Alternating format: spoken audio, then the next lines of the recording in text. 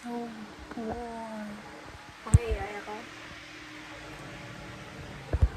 I'm gonna clean the room. There's like a dog following me. Like the whole circle and the other circle.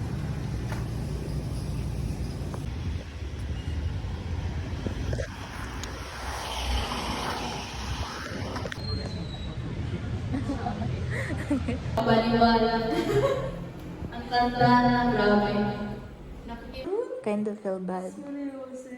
Oh. Ano ba yan?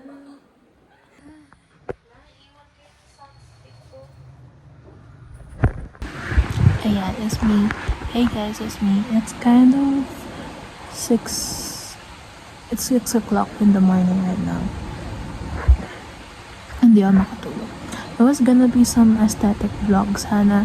Like, I had cute clips, pero honestly, in the middle of everything, I did not pass one subject this semester. So, parang my whole sem break was ruined. And it's like ilang days. No, this week, mag-start na yung new semester. And, ayun, when I received the fact that I didn't pass my exam, actually, it was my quizzes that pushed me back compared sa finals. So, ayun, nag-retake kami ng exam. That was in between, like, some time of my, clips. Then, after that, I studied for, like, so long. Pero, when I did the exam mismo, nothing. I failed it. So, ayun, I was hoping or like umaasa sa fact na uy, baka bumait si sir, he might give me 3. But it never happened. I'm glad lang na that was the only subject I didn't pass. Pero hanggang ngayon parang it comes in episodes where I become so depressed, like I think na I don't deserve this. I mean, I don't deserve having fun because I passed and I became an irregular student. I've actually enrolled na and I'm gonna manual tab the subject that I'm gonna retake. So, ayun, medyo update lang. And I'm like, yeah, back to the depressed part. Ewan, I'm like so depressed because I only had 6 points left in order to pass the subject. And, ayun, it didn't happen. So, I'm gonna face my consequences. And it's not like I'm doing it alone. I have classmates who will be there for me.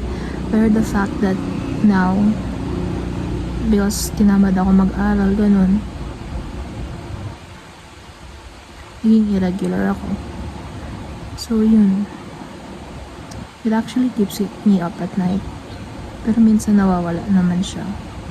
But, yun. Dahil sa ganun, naging bulak-bulak ako. Ayun, iniisip ko. And then it's like, yung hard part lang siguro is, well, it's not like super hard. Like, I'm still given a free education pa naman. I just have 1, I have to retake the subject.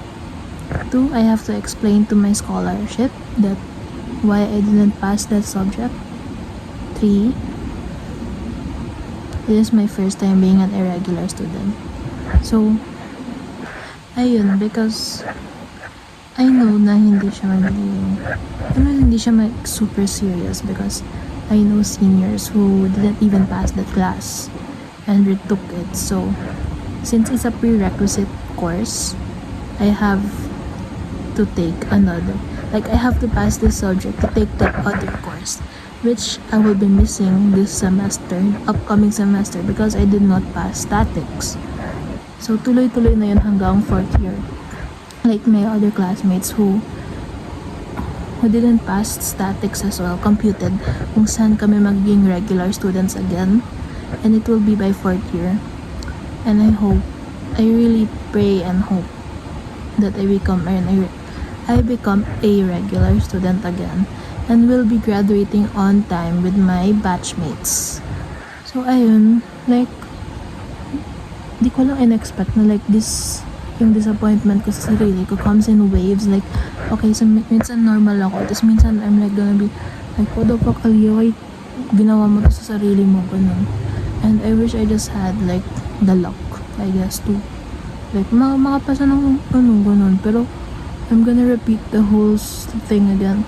And I just hope that in the future, like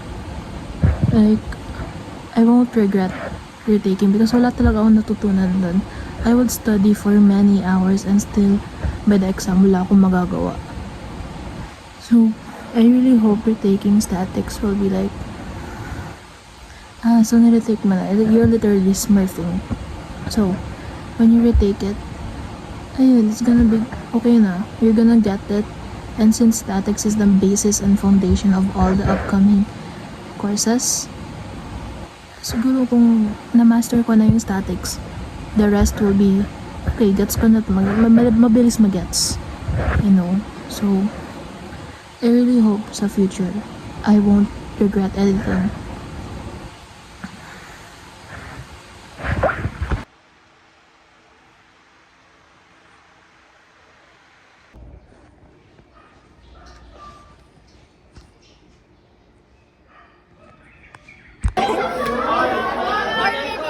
Kayo lahat.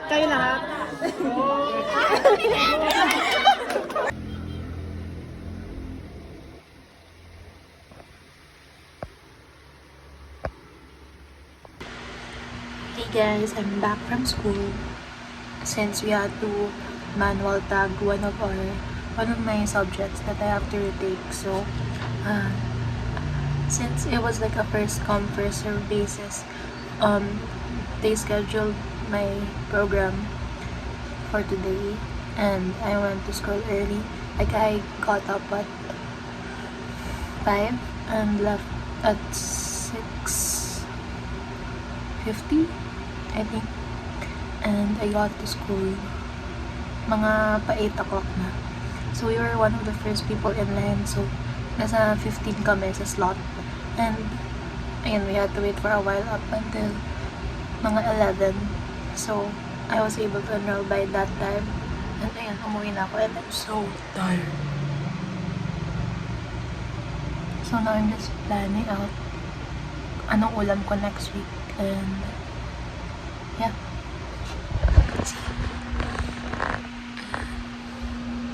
Yeah.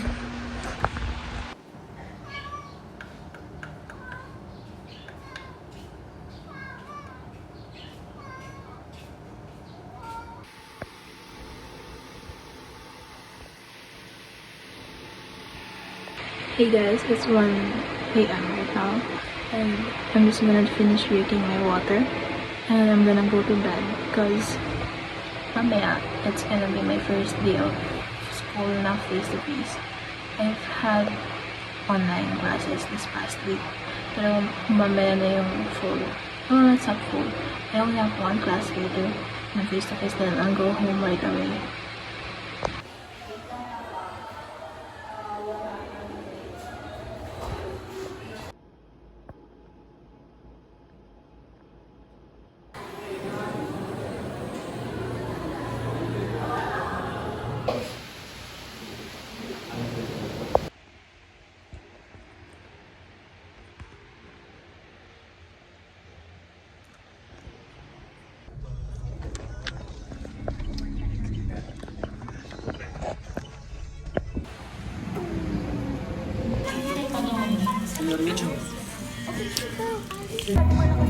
Kunwari iyak tayo. Kunwari. Hey guys, after the movie, I went home, like, earlier than my friends, but I had a hard time booking my movie, so I had to take the bus. So, nung bandang 5:50 p.m., nakasakay na ako. And, mabilis naman yung trip. It wasn't like 2 hours, but when I got home, I was so tired. I ate, then I slept, and I forgot that I had a org meeting. So, paggising ko, I realized that they were like, my leader was adding me at the GC. But, ayun, I missed it. But I wasn't the only one absent. And they already know naman that I'm not available this week. So, yeah. I'm gonna go back to sleep. I actually swept. I swept the garage earlier and the one outside because these past 3 days I did not, and the leaves were piling up. And since my tita's at Australia right now, yeah. Oops, but our lavandera washes our comes today. So I'm gonna bring down some laundry and go back to sleep because my other classmates have class at 7 a.m. pero me, since I'm not taking that class, my next class will be in 10:30 a.m. I'm gonna wake up again at 7. Ha? Sa isipan. Ang ganda ng ginamit mo. Hey guys, I just woke up from a nap because kakauwi ko lang kanina. And I'm gonna leave for my 7 p.m. class kasi 7 hours yung vacant. And I made my friends some pancakes kasi I don't think they have eaten yet.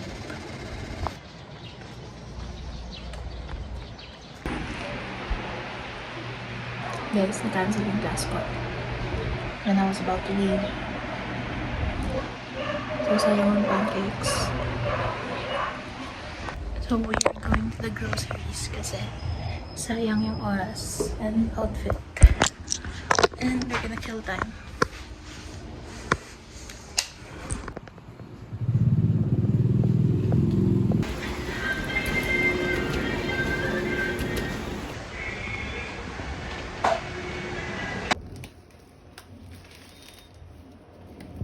Hey.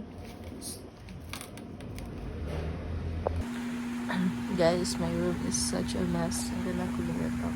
Like, whatever.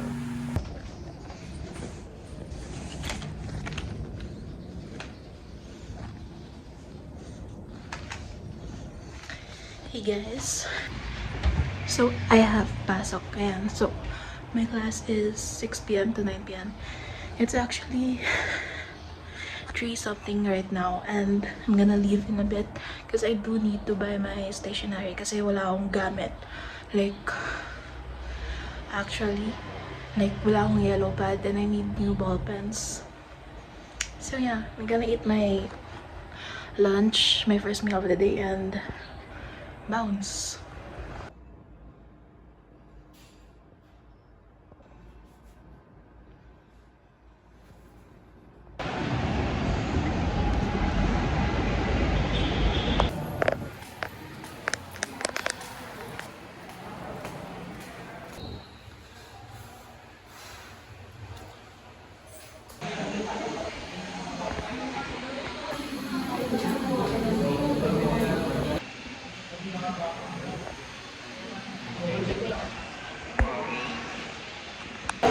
Tagasara ng saya. Bukas kaya dito?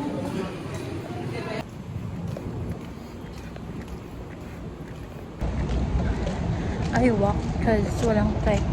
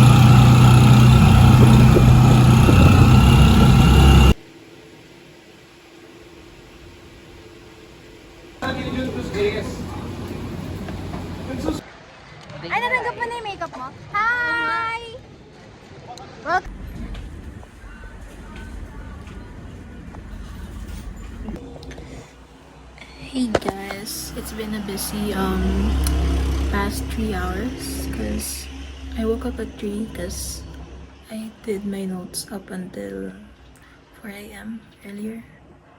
And ayun, I got to clean, cook, and clean the garage, and now I finished like organizing some stuff for org kasi diba I facilitated for Valorant. I just organized some yung list for the freaking games. And now I'm starting out my notes. And yeah. Guys, guys, it's 3 a.m. now. And I just finished my plates, which is not the best, pero I was supposed to do this earlier. Kaso, it just took a long time for it. And then, I still have to review one subject, which has 5 lessons. And finish one more lesson in one subject. So, I'm gonna guess. Medyo mahirap because I'm really struggling despite the long week. I know I've studied a long time, pero parang hindi siya enough for 2 quizzes in one day. I don't na-move siya. Yung isa. I'm still really busy. So, wish me luck.